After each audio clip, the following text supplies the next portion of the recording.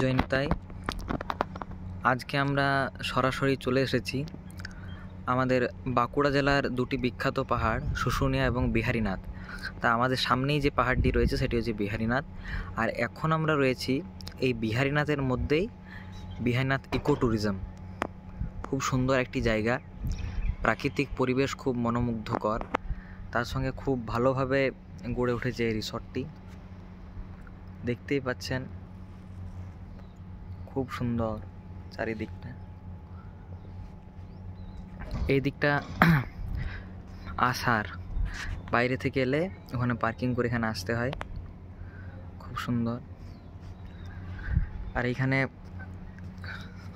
ছোট একটি মাঠ আছে ব্যবস্থা করা।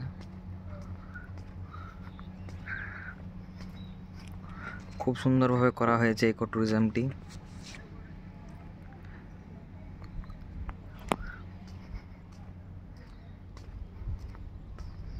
সামনেই বিহারীনাথ পাহাড় আছে, এই যে দেখতে পাচ্ছেন।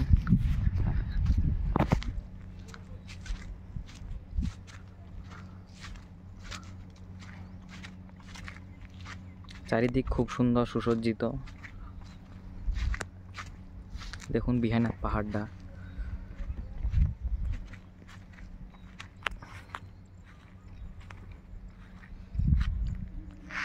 চারিদিকটা খুব সুন্দর।